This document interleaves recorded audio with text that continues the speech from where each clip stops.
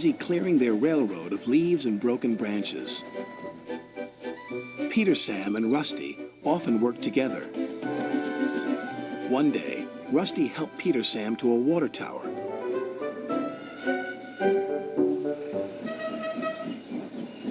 Peter Sam felt much better after his long drink, but the freight cars were bored. Let's break away. Their loads were heavy and the couplings old. One snapped.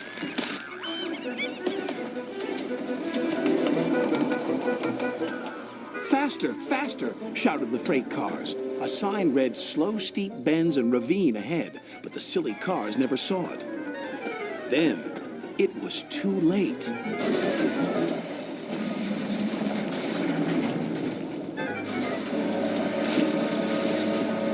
Peter Sam arrived at the scene of the disaster. His driver sighed. This was our fault. We didn't secure them properly. We'll have to get help to pull them out. Sir Topham Hatt will be very annoyed. And he was. You will work in the yards until I can trust you again. Duncan was delighted with Peter Sam's dilemma. Fancy not securing your freight cars on a hill. They'll come back to spook you and your special funnel. Woo!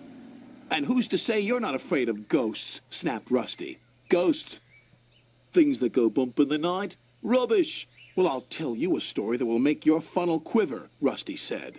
A long time ago, a little engine was returning home. It was a misty, moonlit night. Suddenly, the engine lost control and plunged over the side into the swamps below.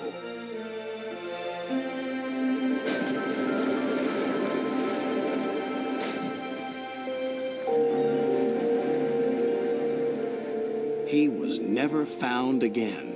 But many a workman will tell you that when the moon is full, they have seen the little engine trying to get home. But he never reaches the other side. So what do you think of that, Duncan? Rubbish, replied Duncan. Never mind him, Peter Sam. He'd be frightened if he really saw a ghost. This gave Peter Sam's driver an idea. Let's play a trick on Duncan. The next day, he spoke to Duncan's driver and fireman, who agreed. We'll do it tonight. Duncan had to take coal cars to the slate mines and then bring cars back. Duncan's driver decided as part of the plan to cross the old iron bridge.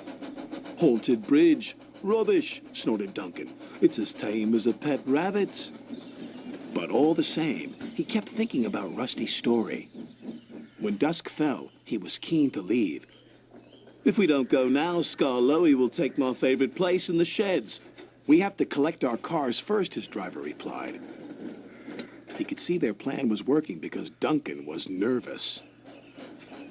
When night fell, they set off. The mists were rising around the old iron bridge. Duncan whistled, and the sound echoed everywhere.